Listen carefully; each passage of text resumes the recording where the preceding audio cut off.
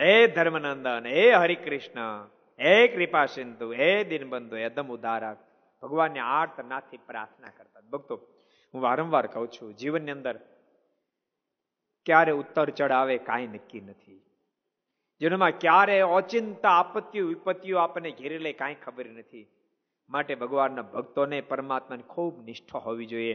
અને આપત્તિ વિપત્તિમાં પરમાત્મા ઉપર નિષ્ઠા રાખી આર્તનાથથી પ્રભુને પ્રાર્થના કરશો તો આપ જેવી આપત્તિને પણ પરમાત્મા જટાકાની સાથે કાઢી નાખી અને ઠાકોરજી રક્ષા કરશે. ખૂબ ભગવાનનો ભરોસો રાખજો, વિશ્વાસ રાખજો. આપત્તિ વિપત્તિ બધું ભૂલી જાય.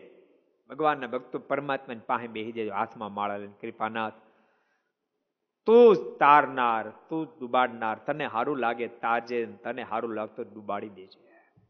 ભગવાનને આર્તનાથથી પ્રાર્થના કરી.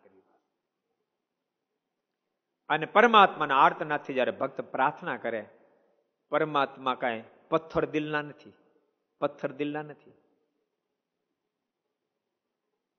આ દુનિયામાં ઘણી ચીજ કોમળ હશે, પણ એના કરતા અબજો ગણું કોમળ હૃદય સ્વયં પરમેશ્વરનું છે. અબજો ગણું કોમળ હૃદય. આર્તનાથથી જયારે ભક્ત પ્રાર્થના કરે, પ્રભુ પ્રાર્થના સાંભળી લે. ભક્તોએ પ્રાર્થના કરી.